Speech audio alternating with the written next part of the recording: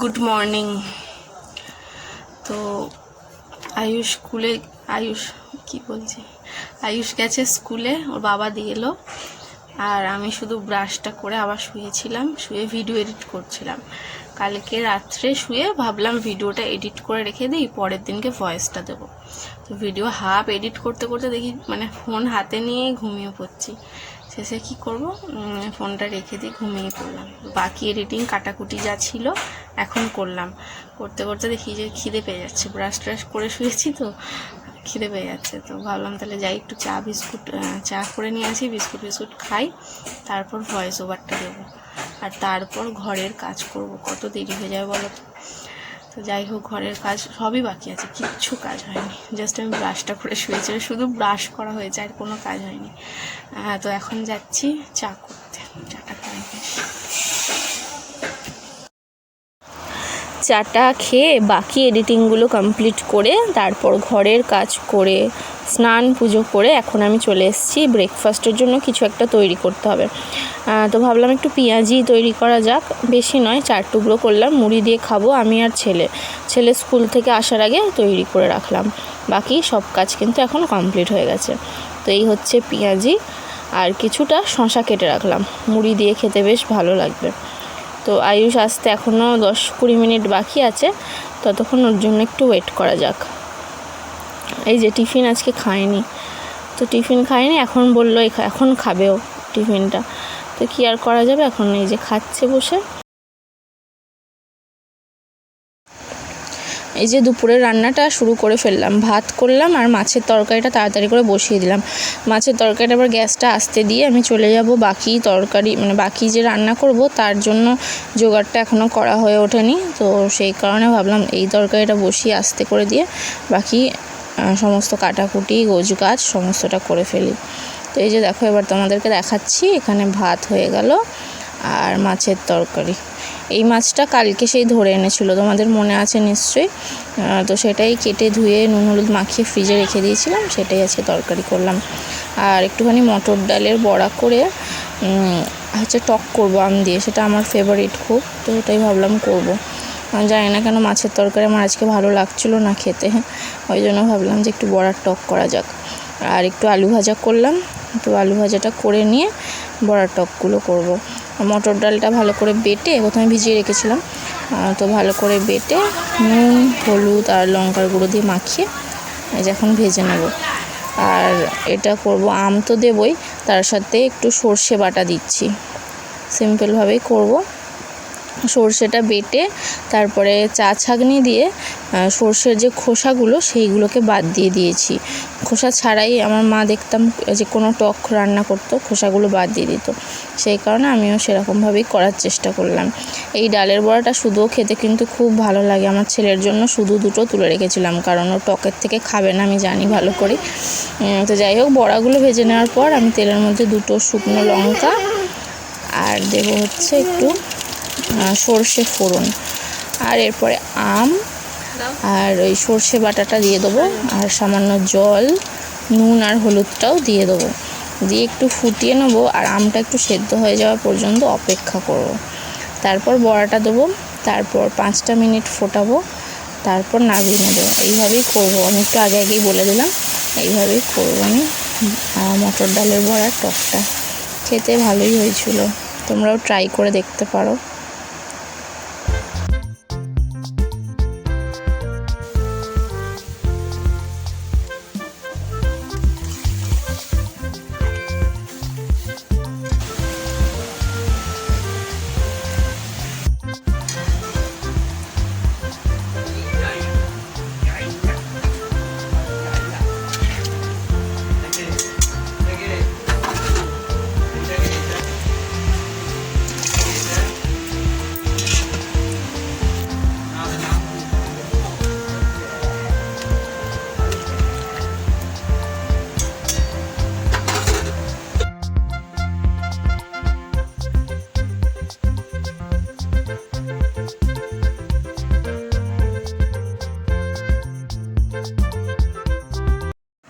এটা ঝোলটা একটু বেশি রাখলাম, কেননা ঠান্ডা হলে দেখেছি বেশ শুকিয়ে যায়।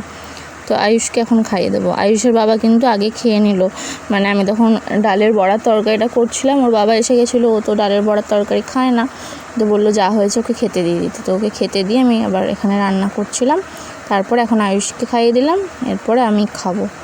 আর প্রচণ্ড গরম পড়েছে বলে আমার দুপুরে না খেতে খুব একটা ভালো লাগছিলো না, অল্প ভাত খেয়েছি, শুধু আলু ভাজা আর বড়ার টক দিয়ে খেয়েছি, মাছের ঝোল মাছ কিছুই খাইনি, গরমে একদম ইচ্ছা করছিল না খেতে আজকে।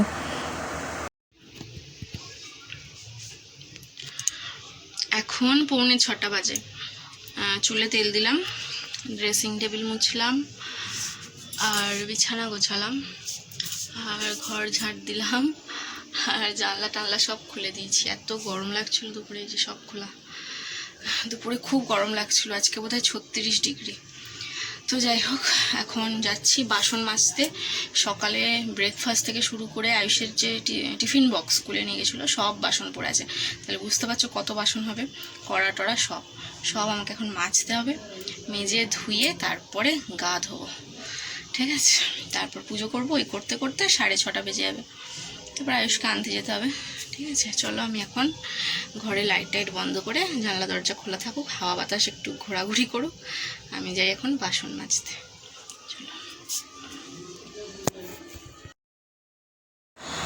সব কাজগুলো করে নেওয়ার পর পুজো দেওয়ার পরে এখনও হাতে 5 থেকে 10 মিনিট মতো টাইম আছে, মানে আয়ুষকে আনতে যেতে। তো ভাবলাম ওই টাইমে তাহলে আমি এই জামা কাপড়গুলো গুছিয়ে নিই, এগুলো সব কাঁচা হয়েছিল, এগুলো সব গুছিয়ে নেবো। আর আমার মাথার ওপরেই পাখাটা রয়েছে, তো বেশ হাওয়াটা লাগছে, আর গা ধুয়ে এসেছি, ঠান্ডা ঠান্ডা লাগছে, ভালো লাগছে বেশ। তো এখানটা দাঁড়িয়ে দাঁড়িয়ে জামাগুলো গুছিয়ে নেবো। আর এখানে দেখো আমার জামা একটাও নেই, আমি তো সারাদিন ঘরে থাকি, ছেলেই বলতে গেলে পড়তে যায় বা বাইরে একটু বেরোয়, ওর বাবা বেরোয়, আর আমি এই গরম পড়ার পর একদম ঘর থেকে বাইরেই বেরোই না। এর আগে মাঝখানটা করে বৃষ্টি হওয়ার আগে যে গরমটা ছিল তখনও সেম হয়েছিল, আমি ঘর থেকেই বেরোতাম না, সারাদিন ঘরে পড়ে থাকতাম, মানে ঘরে থাকতাম, যেই কারণে আমার নাইটি ছাড়া আর কোনো জামা বেরোয়ও না, সেগুলো কাচতেও হয় না। আর আয়ুষ আর ওর বাবার এই সমস্ত জামাগুলো কাচা হয়েছে, বিছানার চাদরটা কাচা হয়েছে, তো এগুলো এখন ভাঁজ করব। আয়ুষের 2টো জামা রয়েছে যেগুলো আলমারিতে রাখতে হবে, বাকি জামাগুলো বাইরে রাখতে হবে, তো সেরমভাবে রাখবো। কোনো জামা কাপড় এখন আর আয়রন করে আলমারিতে রাখি না, আগে রাখতাম বাট এখন রাখি না, কারণ আমার আলমারিতে স্পেস অনেকটা কম, আর সেই তুলনায় জামা কাপড় এত বেশি যে জামা কাপড় সমস্ত বলতে গেলে রীতিমতো ঠেসে ঠুসে ঢোকাতে হয়, ফলে আয়রন করেও যদি জামা কাপড় রাখি, জামাগুলো এমন কুঁচকে যায় বিচ্ছিরিভাবে, আবার আয়রন করতে হয় পরার সময়। তো তার থেকে এমনি ভাঁজ করে রেখে দিই, যখন জামা পরে যেটা পরে তখন সেটা আমি আয়রন করে দিই, এরকমভাবেই চলছে আর কি।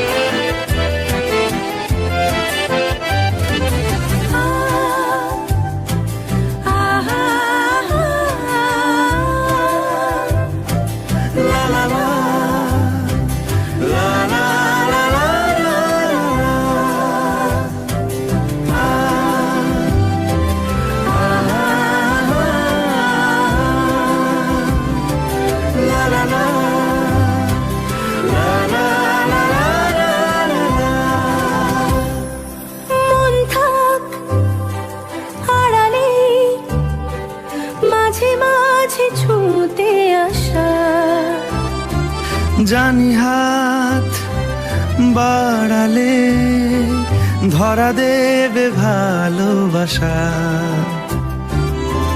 তুমি পথ চেনো, পাশে আছি জেনো, আমাকেও সঙ্গে নিলে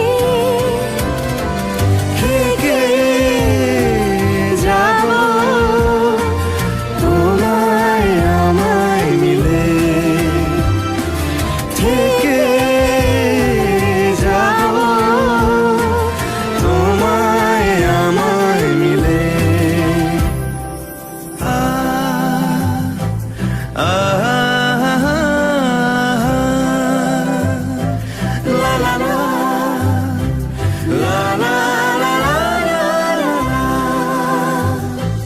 যত দূর যায় চোখ, পাশে আছি আমি তোমার, আজ নয় কাল হোক। একদম উঠে পড়ছে, এটা কি এটা?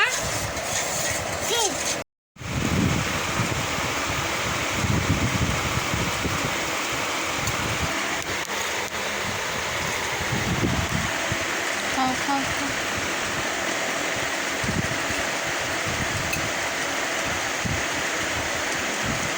একটু রসনা তৈরি করে নিলাম, রোজেরই কিছু না কিছু করি, নয় রসনা, না হলে লেবুর শরবত, না হলে দই থাকলে দই দিয়ে লস্যি, গরমে খেতে ভালো লাগে। আর খাচ্ছি আর ভাবছি উফ গরমটা কবে যাবে।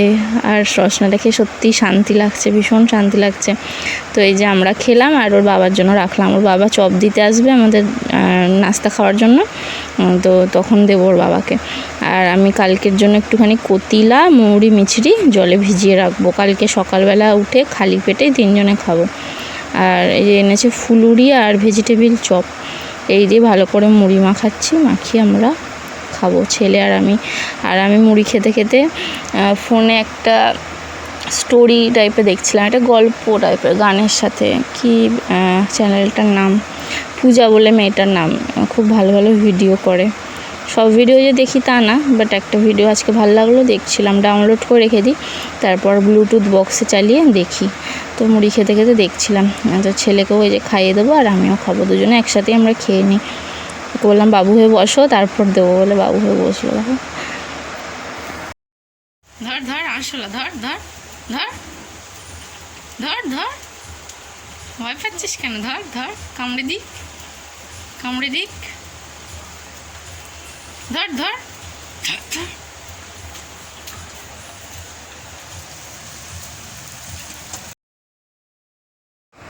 এতক্ষণ পড়াচ্ছিলাম, 10টা বাজে। তো মাছের তরকারিটা গরম করে নিচ্ছি, আর ওদিকে ডালের বড়ার যে তরকারিটা ওটাও গরম করে নিলাম। এরপর ছেলেকে খাওয়াবো আর আমিও খেয়ে নেব। দেখো পরে আবার আমি একটু আলু কাটলাম, আলু ভাজা করব। ছেলে জানি না কেন তরকারি দিয়ে ভাত খেতে চাইছিল না, তো ওই জন্য আলু ভাজা করে নিচ্ছি একটুখানি। দেখি আলু ভাজা করে এবার ভাত খায় কি না।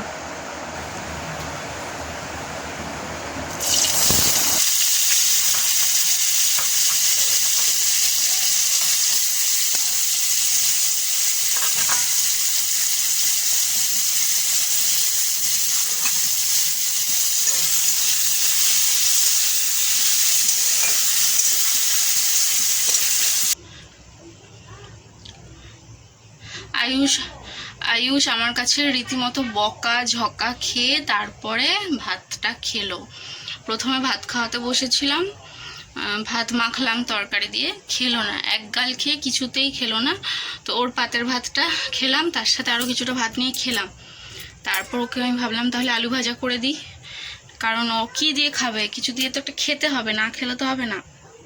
তো আলু ভাজা দিয়ে তখনও খেতে চাইছিল না, বকা দিয়ে তারপর করে কাঁদছিল একটুখানি, খেতে খেতে তারপর দেখি পুরো ভাতটা যাই হোক খেয়েছে, শুধু আলু ভাজা দিয়ে খেয়েছে, মাছও খায়নি। বোধহয় মাছটাও ঠিকঠাক পছন্দ হয়নি, নাহলে মাছ খেতে ভালোবাসে, ইদানিং মাছ খেতে ভালোবাসে, আগে ডিমটা খেতে ভালোবাসতো। তো বাচ্চাদের তো কখন কি মুড চেঞ্জ হয়। আর আলু ভাজা দিয়ে ভাত কিন্তু খায় না, তরকারি দিয়েই ভাত খায়। কিন্তু আজকে আমি ভাবলাম যে মনে হয় তরকারি খাবে না, আলু ভাজাটা করে দিই, সেটা খেলো। আসলে গরমে না কার কখন কি খেতে ইচ্ছা করছে সেটা বোঝা মুশকিল। আমারই তো গরমে খাওয়া দাওয়া সব উঠে যাবে, আরও যখন গরমটা পড়বে। বর্ষাকাল পড়লে সব থেকে ভালো লাগে, সব থেকে ভালো হচ্ছে বর্ষাকাল আমার কাছে, শরৎকাল, বসন্তকাল। শীতকালে একটু কষ্ট হয়, আর গরমকালে তো মারাত্মক কষ্ট হয়। পাখাটা বন্ধ করেছিলাম, বিছনাটা ঝাড়লাম। এই যে বিছনাটা খুব একটা নোংরা হয় না, আগে তাও নোংরা হতো। ধরো হাতটা ব্যথা করছে ফোন ধরে, হাতটা ব্যথা হয়ে গেল।